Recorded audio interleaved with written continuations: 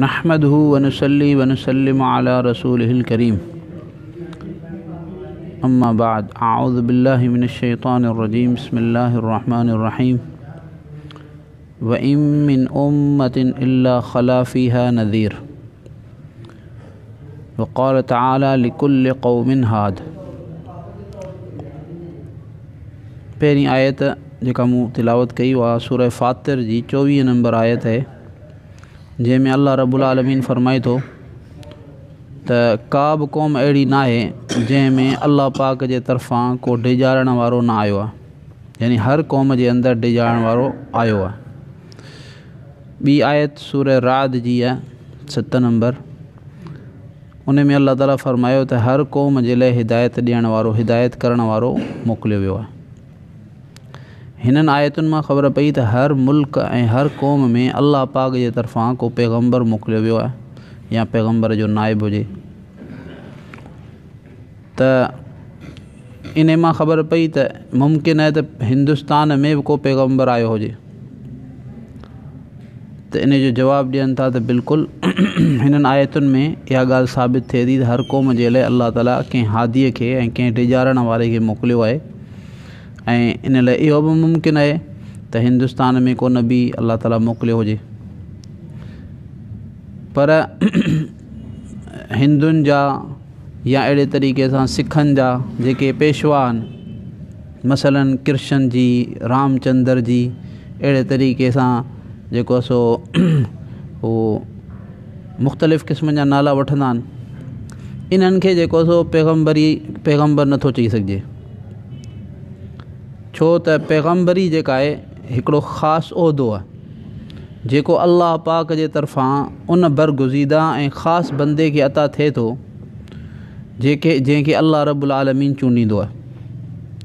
त जॾहिं शरीयत मां इहा ॻाल्हि मालूम नाहे त इहो ख़ासि उहिदो अल्लाह रब्बुल आलमीन फलाणे माण्हूअ खे अता फ़रमायो आहे, त ओसि ताईं असां उन जे बारे में इहो नथा चई सघूं त हीअ अल्लाह जो नबी आहे। ऐं जेकॾहिं असां बग़ैर शरई दलील जे सिर्फ़ु पंहिंजे ख़्याल सां कंहिं माण्हूअ खे पैगम्बर सम्झो ऐं हक़ीक़त में उहो अल्लाह पाक जे तरफ़ां पैगम्बर न हो, त पोइ अल्लाह पाक वटि क़यामत जे ॾींहुं असांजी इन ग़लति अक़ीदे जे करे पकड़ थींदी। ऐं ईअं इन खे हिकिड़े मिसाल सां सम्झिजे त जेकॾहिं असां पंहिंजे ख़्याल सां हिकिड़े माण्हूअ खे बादशाह जो नाइब यानी गवर्नर जनरल जेको तो सम्झो, हालांकि उहो बादशाह जो नाइब कोन्हे, गवर्नर कोन्हे, त हुकूमत जे नज़रुनि में असां मुजरिम थींदासीं। छो त हिकिड़ो अहिड़ो माण्हू जंहिंखे बादशाह गवर्नर कोन बनायो आहे, त पोइ असां उनखे कीअं जेको आहे सो बादशाह जो गवर्नर ऐं बादशाह जो नाइब ऐं मञी वरितो। उन करे जेको आहे सो असां हुकूमत जे नज़रुनि में मुजरिम थी वेंदासीं।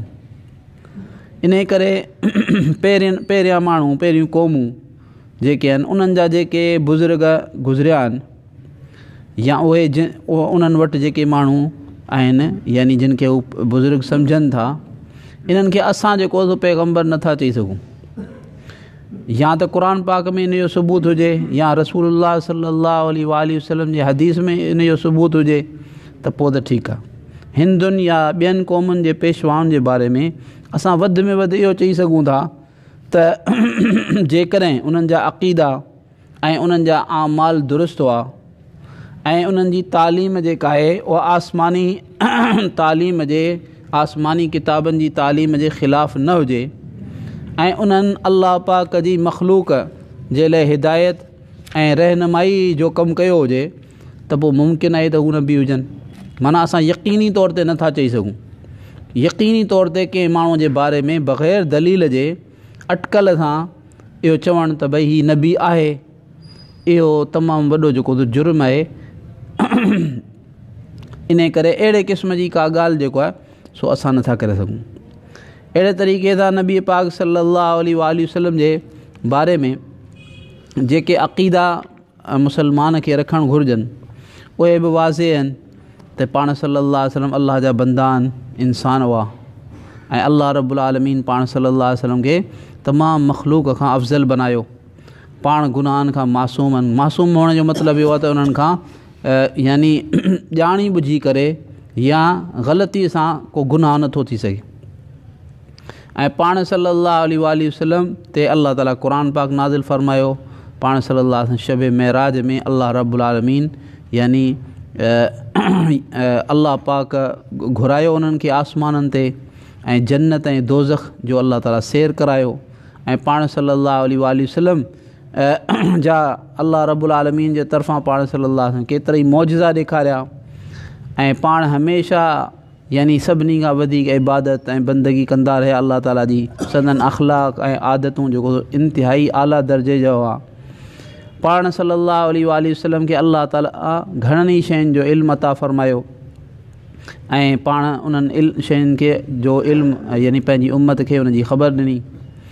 सभिनी सॼी मख़लूक़ खां वधीक अल्लाह ताला पंहिंजे हबीब सल्लल्लाहु अलैहि वसल्लम खे इल्मु अता फ़रमायो। पर पाण आलिमुल ग़ैब कोन्हनि, छो त आलिमुल ग़ैब हुअणु सिर्फ़ु अल्लाह रब्बुल आलमीन जो शान आहे ऐं उनजी सिफ़त आहे। पाण ख़ातमुन नबीयीन आहिनि जो पाण सल्लल्लाहु अलैहि वसल्लम खां पोइ ॿियो को नओं नबी न ईंदो। ईसा अलैहिस्सलाम ईंदा जेके पहिरियां नबी आहिनि ऐं उहे आसमान ते आहिनि, आसमान तां लहंदा, पर उहे इस्लामी शरीयत यानी नबी पाक सल्लल्लाहु अलैहि वसल्लम जी शरीयत जी पैरवी फ़रमाईंदा।